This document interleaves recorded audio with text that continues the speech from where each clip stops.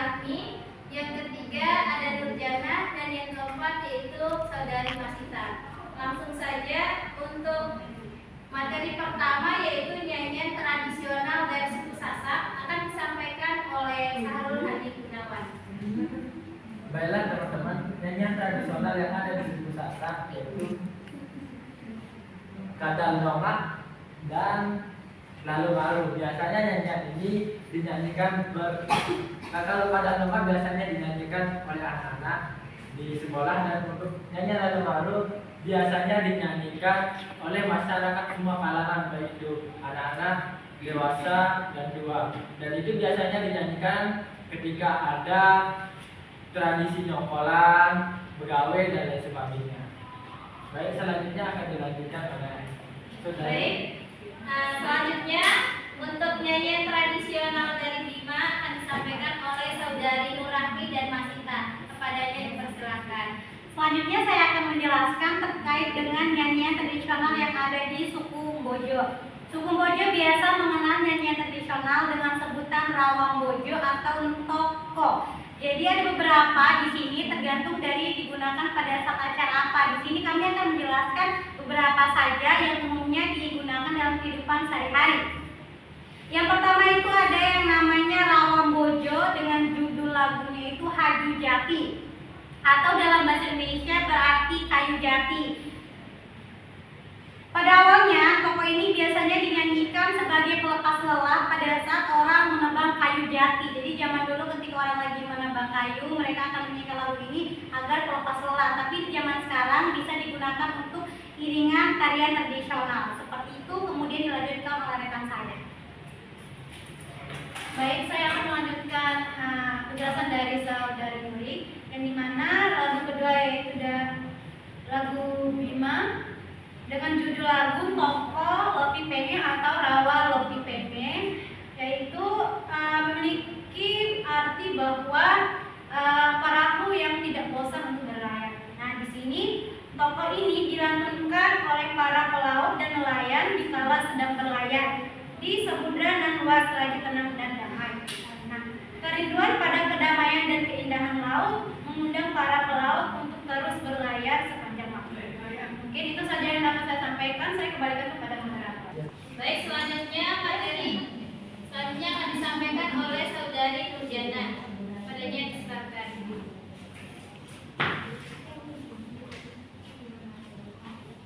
Baik, terima kasih. Adapun tujuan dari nyanyian tradisional dari tiga daerah tersebut dari suku Sasak, Pangawa, dan Bojo. Tujuan yang pertama yaitu sebagai hiburan. Nyanyian tradisional NTB seringkali dinyanyikan untuk menghibur diri sendiri ataupun orang lain. Yang kedua, tujuan nyanyiannya itu upacara adat. Terus yang ketiga, pendidikan. Nyanyian tradisional NTB juga dapat berfungsi sebagai sarana pendidikan. Nyanyian ini seringkali berisi pesan-pesan moral atau nilai-nilai budaya yang dapat diajarkan kepada generasi muda. Baik, terima kasih. Baik, selanjutnya saya akan membacakan fungsi dan manfaat dari nyanyian. Adapun fungsi dari nyanyian itu yang pertama itu fungsi sosial, yang terdiri dari yang pertama mempererat hubungan sosial, kedua mengekspresikan perasaan, ketiga mempromosikan budaya. Fungsi kedua yaitu fungsi budaya sebagai sarana pertama untuk melestarikan budaya, kedua mengajarkan nilai-nilai budaya, dan ketiga itu meningkatkan rasa cinta tanah air. Yang ketiga itu fungsi dalam pendidikan. Nyanyian tradisional dapat menjadi alat pendidikan yang ampuh dan menyenangkan. Jadi bisa kita salurkan pendidikan itu melalui nyanyian tradisional ini. Baik, itulah presentasi dari kami. Dipersilakan kepada teman-teman kelompok yang lain untuk memberikan beberapa pertanyaan kepada kami. Kepadanya silakan. Baik, saudari Eka Novi, disebutkan nama dan kelompoknya. Baik, terima kasih atas kesempatan yang telah diberikan. Perkenalkan, nama saya Eka Novi Ariana dari kelompok PPL SD 30 Di sini saya ingin bertanya terkait materi kalian. Tadi sudah beberapa nyanyian yang berasal dari beberapa daerah atau suku. Nah, saya ingin bertanya, apakah atau mungkin coba berikan salah satu contoh nyanyian yang kalian jelaskan tadi, kemudian mengintegrasikan nyanyian tersebut ke dalam pembelajaran. Seperti itu. Terima kasih. Assalamualaikum warahmatullahi wabarakatuh. Baik, kami akan menjawab pertanyaan dari Saudari Eka. Pertanyaannya yaitu sebutkan dan jelaskan contoh nyanyian yang diintegrasikan dalam pembelajaran. Pertanyaannya akan dijawab oleh Saudara Sarul Hadi Gunawan. Kepadanya silakan. Baik, terima kasih kepada moderator. Saya izin berdiri ya. Silakan. Jadi salah satu nyanyian yang dapat diintegrasikan dari pendidikan. Kalau di MTB itu dulu kita diajarkan setiap pembelajaran ulang itu kita diajarkan bernyanyi yang namanya nyanyian Kadaloma. Di sana terdapat pesan-pesan yang dititipkan dari lagu itu yang membuat pesan-pesan yang dapat mendidik karakter dari seorang siswa. Ini biasa diterapkan dalam pembelajaran mulok. Lagunya seperti ini. Mohon maaf, saya cuma bacakan artinya saja ya. Kadal loka ali kesambi benang kata setakilan. Adu dende mencepakas sing kebak santa sasengaja dari sahabat. Jadi artinya itu seperti ini kurang lebih. Kadal nongak di pohon besar, benang mentah sekepalan. Adu sayang bunga cempaka jadi bunga santan yang paling tua dari sahabat.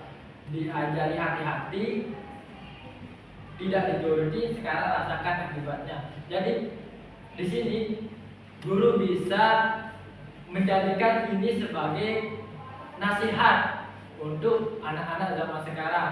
Ketika seorang orang tua memberikan nasihat, maka kita harus mendengarkannya. Ini masuk ke dalam pendidikan karakter melalui pembelajaran mulok, atau bisa saja menggunakan di pembelajaran lainnya dengan menggunakan pendekatan CRT.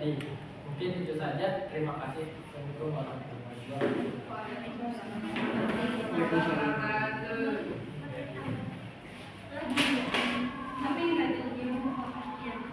Baik, selanjutnya akan ditambahkan oleh Saudari Nurahmi. Kepadanya silakan.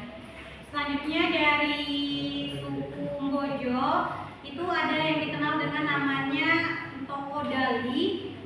Toko Dali ini biasanya berisi nasihat atau patuh untuk melaksanakan ibadah. Jadi biasanya Toko Dali ini berisi tentang nasihat-nasihat agar kita semua, terutama para peserta didik, untuk rajin beribadah sesuai dengan agama dan kepercayaan masing-masing. Kalau dali itu berasal dari kata dalil yang biasa kita kenal semuanya, jadi dijadikan dalil seperti itu. Terima kasih. Baik, setelah jawaban dari kelompok kami, bagaimana dengan Saudari Noviana? Ya, bisa diterima. Terima kasih jawabannya. Sama-sama.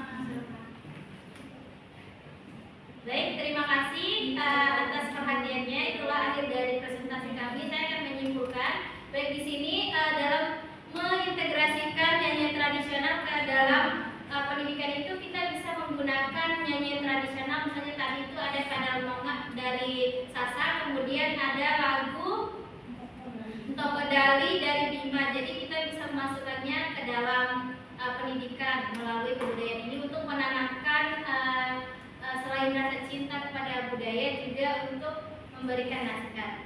Sekian presentasi dari kami, kurang dan lebihnya kami mohon maaf. Assalamualaikum warahmatullahi wabarakatuh. Waalaikumsalam.